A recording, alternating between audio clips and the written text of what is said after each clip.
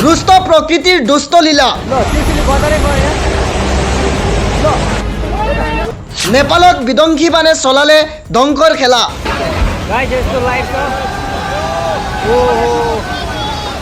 চকুৰ সন্মুখতে সকলো শেষ হৈ গ'ল উত্তৰ নেপালৰ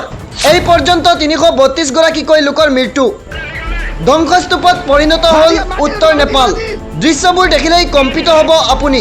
তিব্বতৰ পৰা অহা ভয়ংকৰ আকস্মিক বানত বিধ্বস্ত উত্তৰ নেপাল বুধবাৰে পুৱা ৰচুৱা জিলাৰ বেতুকুচি নদীত হঠাৎ বৃদ্ধি পায় জলস্তৰ প্ৰচণ্ড বানৰ খুঁটত টাইমুৰে আৰু চেব্ৰুবেচি অঞ্চলত ব্যাপক ক্ষতিসাধন কৰে উত্তৰ হিমবাহৰ বিস্ফোৰণৰ ফলত নেপালত সৃষ্টি হৈছে জলপ্ৰলয়ৰ হঠাৎ কালৰূপ ধাৰণ কৰিছে কুচি নদীয়ে কুচি নদীৰ বাৰণি পানীত প্লাবিত উত্তৰ নেপালৰ ৰচুৱা জিলা প্ৰকৃতি ইমান ৰুষ্ট হৈছে কিয় এটাৰ পিছত আন এটা চলাইছে ধ্বংসলীলা নেপালত হঠাৎ বিধ্বংসী বানে মুহূৰ্তৰ ভিতৰতে তাজপাতৰ দৰে খহাই লৈ গ'ল বহুতৰ সপোনৰ গড় আৰু দলং লগতে ধ্বংস হৈছে জলবিদ্যুৎ প্ৰকল্পৰ ট্ৰান্সমিশ্যন লাইন আৰু গ্ৰিড